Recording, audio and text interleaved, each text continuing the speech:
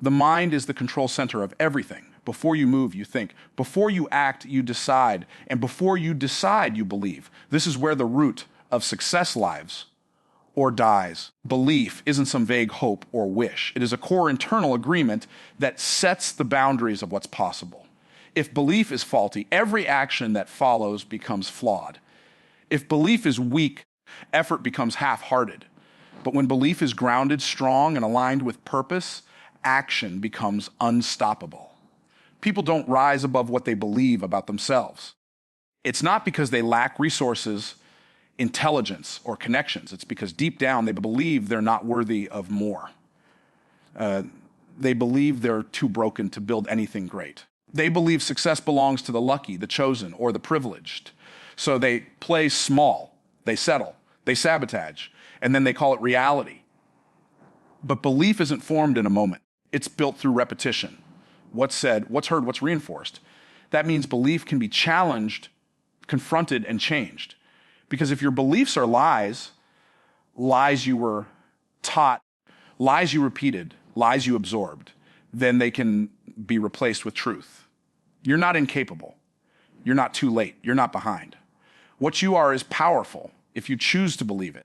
What you are is capable if you stop agreeing with your limits. The human mind is always searching for alignment. When there's a gap between what you believe and how you act, your brain will fight for consistency. That's why people either adjust their beliefs to match their behavior, or if their beliefs are strong enough, they adjust their behavior to match their beliefs. The first leads to mediocrity. The second leads to mastery. To accomplish anything in life, belief must precede performance. Trying to perform without belief is like trying to drive without fuel.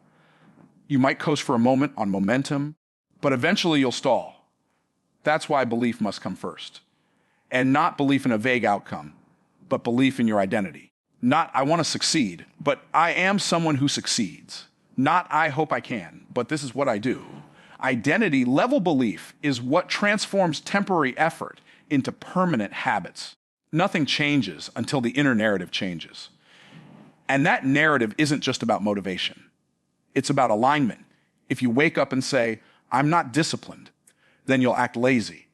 If you say, I'm bad with money, you'll spend recklessly. If you say, I always mess things up, you'll find a way to do exactly that. The words we speak to ourselves become the blueprint for the life we build. So speak with intention, think with authority, declare what is true, not just what feels familiar. Every internal statement either locks you in a prison or sets you free. I can't is a cell. I'll try is a trap. I must is the beginning of a breakthrough. But none of those matter until belief becomes action. It's not enough to think positively. Belief that doesn't lead to behavior is just wishful thinking. Belief must become motion. Motion must become momentum. And momentum must become mastery. Look closely at any person who accomplishes consistently, and you'll find one pattern their internal belief drives their external standard. They don't act based on convenience. They act based on conviction. They don't wait for permission. They move with purpose. Because deep within, they've decided who they are. And everything they do flows from that decision. So the question is not, what do you want? The real question is, what have you decided to believe? Belief is not emotion. It's not hype. It's not excitement in the moment.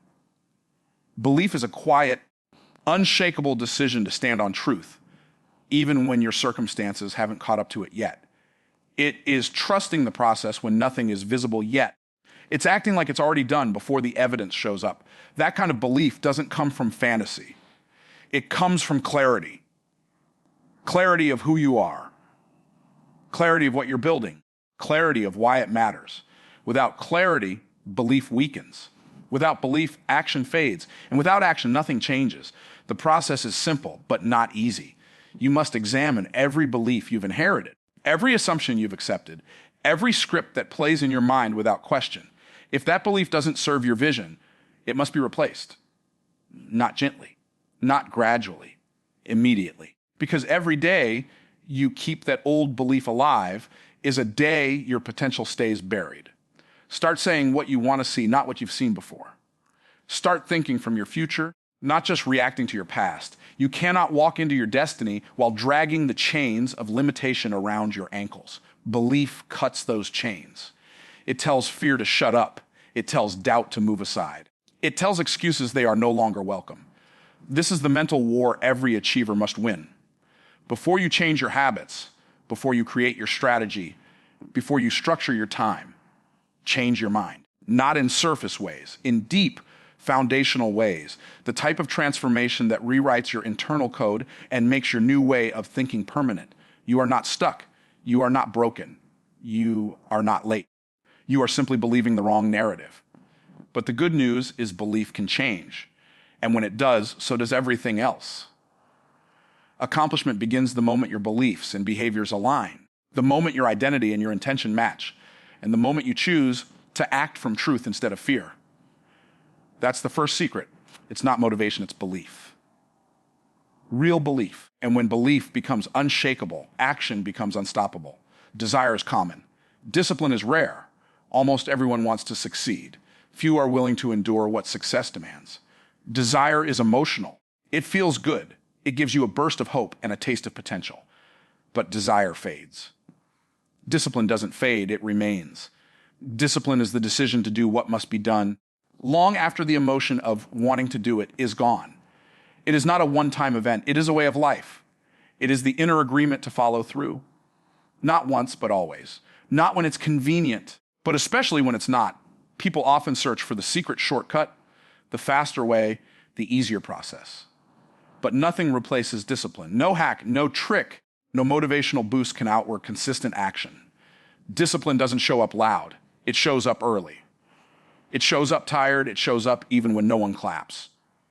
What you build with discipline lasts. What you build with emotion falls apart under pressure. Discipline is the slow burn that fuels real achievement. It's not exciting, but it's effective. It's not glamorous, but it's guaranteed.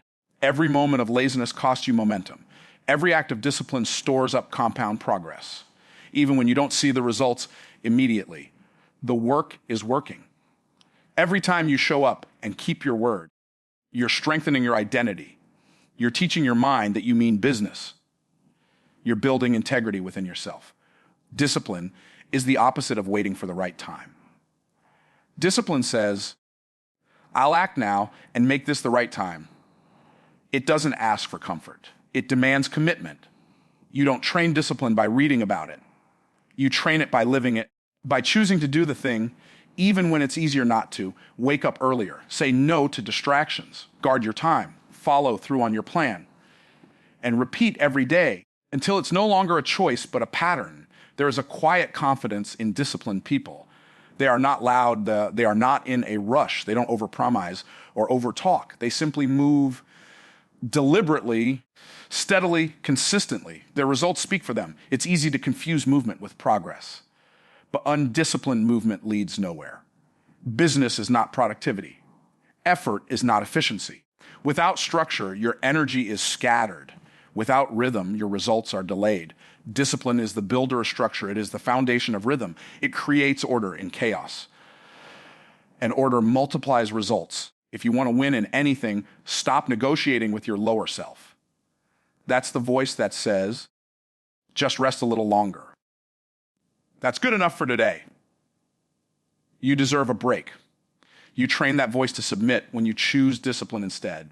Every time you override that comfort voice, you reclaim territory in your mind. Discipline is not about doing everything. It's about doing the essential things every time. It doesn't demand perfection. It demands consistency. Consistency is what transforms ordinary effort into extraordinary outcomes. One of the lies people believe is that they need motivation to act. They wait for inspiration. They wait for energy. But the truth is, action creates motivation, not the other way around. Discipline starts the motion. And once you move, your energy begins to rise. Momentum begins to build. And that movement reinforces your confidence.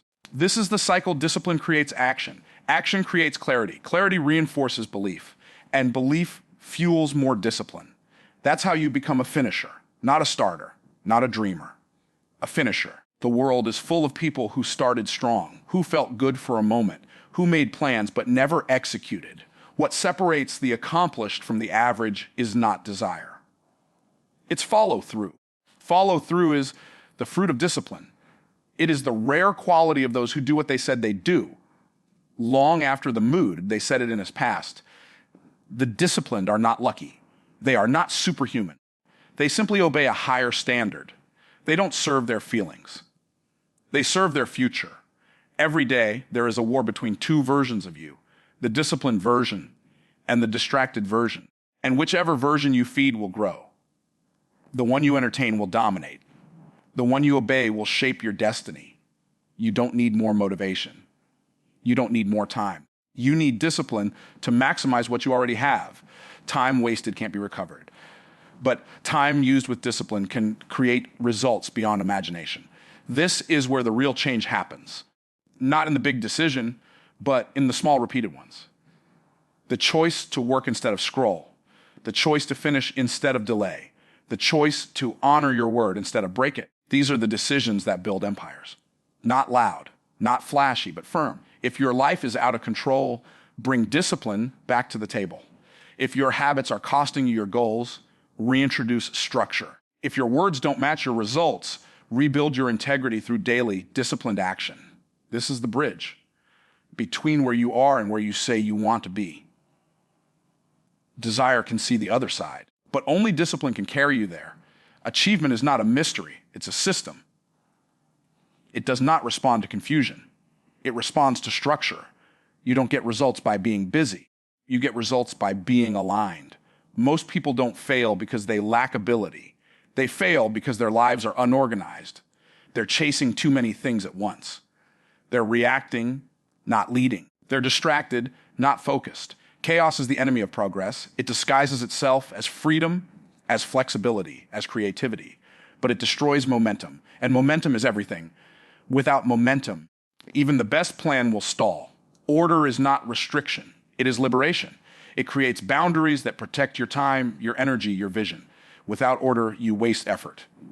You chase what feels urgent. Instead of pursuing what truly matters, you can have intention. You can have potential. But without order, your effort leaks through the cracks of disorganization. Success doesn't belong to the talented. It belongs to the precise, to those who plan their day before it starts, to those who organize their environment to serve their purpose, to those who say no to what doesn't fit their goal, and yes only to what moves the mission forward. Excellence doesn't emerge from randomness. It is the product of order repeated over time. Systems beat spurts of energy. Habits beat hype. Structure beats struggle. If your time is unmanaged, your results will be inconsistent. If your space is cluttered, your focus will be scattered. If your schedule is reactive, your progress will be accidental. You cannot build a consistent outcome on a chaotic process. Discipline without direction leads to burnout. But discipline within structure creates momentum. It gives every action a clear destination. It eliminates guesswork. It multiplies effectiveness. There is power in creating a system for your goals. Not just what you want, but how you get it. What actions will you take? When will you take them? How will you measure them? What will you eliminate to stay on track? You don't need a complicated blueprint. You need a repeatable rhythm. A system that works even on bad days. A structure that doesn't depend on how you feel. Clarity brings peace. Chaos brings pressure. When you have clarity, you don't panic. You don't get overwhelmed. You execute. Because you know what the next step is? Always. Many people are stuck because they're always deciding. They spend energy choosing what to do next. Should I do this or that? Should I start here or there? That constant decision making drains mental strength. Order eliminates that drain. With order, you don't decide in the moment. You decide once and follow through daily. Decide your values. Decide your routines. Decide your environment. Then let your structure do the work. Without a clear direction, life becomes a cycle of wasted effort. You move a lot, but you move nowhere. You start things but never finish them. You get excited but never execute. Chaos creates the illusion of productivity, but progress requires precision. You cannot reach a target you haven't defined, and you cannot hit a target you aren't aiming at. Order is what aligns your energy with your outcome. You must become the architect of your environment, Make your space serve your focus. Make your routine protect your peace. Make your relationships support your standards. If anything in your life is pulling you away from your mission, bring it into order or remove it completely. You don't need more to do. You need less to distract you. Cut out what isn't required. Cut off what drains you. And cut through what slows you down. Simplicity is a form of power.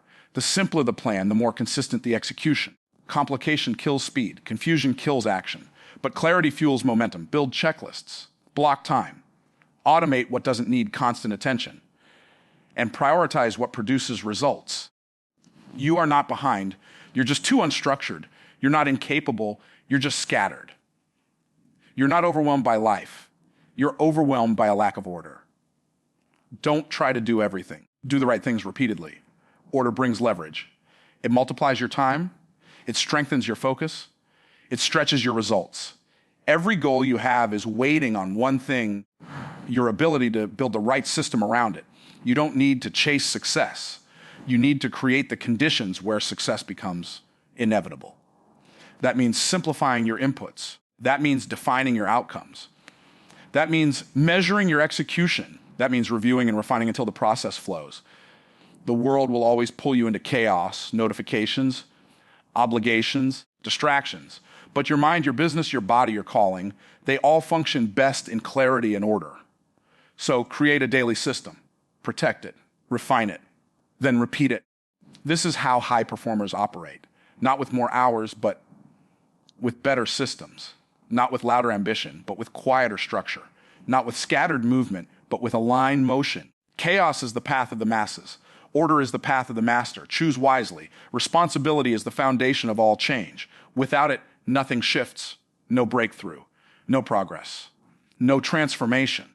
Until full ownership is accepted, power remains out of reach. As long as blame is active, freedom is blocked. As long as excuses are present, excellence is absent. Excuses may sound logical. They may feel justified, but they are chains. They bind potential. They delay purpose. You don't get to lead your life while blaming someone else for it. Not your parents, not the government, not your past, not your boss, not your circumstances. Ownership begins where blame ends. Every situation in life has two parts: what happened and how you responded. You may not control the first, but you have complete control over the second, and that's where responsibility lies. True power is not about controlling the external. It's about mastering the internal. Your choices, your thoughts, your actions. That's the territory of greatness. And no one gets to claim it without first accepting full responsibility. Ownership doesn't mean shame. It doesn't mean self-hate. It means recognizing that change begins with you. It means standing up and saying, if it's going to improve, I must lead it. If it's broken, I must repair it. If it's delayed, I must accelerate it. Not because you're at fault, but because you're in charge. Leaders don't point fingers. They point directions. They don't waste time on blame. They use every setback as feedback. They take pain and convert it into wisdom. They take failure and convert it into fuel. The moment responsibility is accepted, excuses die. And where excuses die, solutions appear. That's the power of ownership. It clears the fog. It creates clarity. It replaces questions with answers. It replaces, why is this happening to me, with what can I build from this? Ownership also means facing your own role in your delay, your own procrastination, your own lack of discipline, your own disorganization. It means no longer outsourcing your outcomes to chance, to fate, or to other people. You can't conquer what you won't claim. You can't fix what you won't face. You can't win the game while acting like a spectator. This is your life.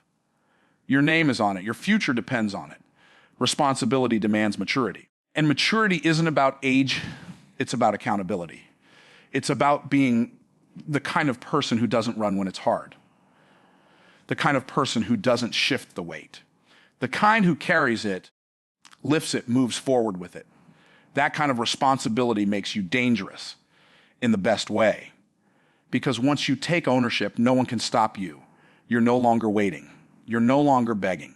You're no longer hoping. You're creating, you're acting, you're building with full authority. And when you live that way, results follow. not immediately. But inevitably, most people stay stuck because they keep looking for someone to blame instead of something to build. They stare at what hurt them instead of using it to heal others. They replay what went wrong instead of rewriting what could go right. You are not powerless. You've just been conditioned to think that way. Every moment of progress in history began with someone who said, "This stops with me," and then followed through. Ownership is not a personality trait. It's a decision. You don't wait to feel ready. You decide to be responsible. And that decision realigns everything. Responsibility sharpens your vision. You stop wasting time. You stop entertaining drama. You stop keeping company with low standards. You move differently. You speak differently. You think on a higher frequency. Responsibility is not a burden. It's a gift. Because when it's yours, you can improve it. When it's yours, you can change it. When it's yours, you can rise above it. There is a reason many people avoid ownership. It's uncomfortable. It removes the hiding places. It demands you stop pretending. But in exchange, it gives you back control. It gives you momentum. It gives you results. If you want to accomplish anything, you must draw a line. Right now. A mental line that says, no more blaming, no more blaming, no more delay. I will take full ownership for what I do, how I grow, and what I become. This is not theory. This is not philosophy. This is the entry point into every level of transformation. You must take ownership of your time. Stop wasting it. Take ownership of your habits. Stop justifying them. Take ownership of your money. Stop blaming the system. Take ownership of your mind. Stop letting fear lead. Take ownership of your future. Stop giving others the pen to write your story. No one is coming to do it for you. And that's not bad news. That's great news. Because it means you're not waiting anymore. You're taking the lead. And when you lead your life, everything changes. Accomplish anything. Start by believing it's possible. Sustain that belief with discipline. Support that discipline with structure. And protect that structure with personal responsibility. This is how you rise. This is how you win. This is how you build a life that can't be ignored. Not move. Not later. Not tomorrow. Now. Because the life you want isn't waiting. It's watching. Waiting on one thing, your decision to own it.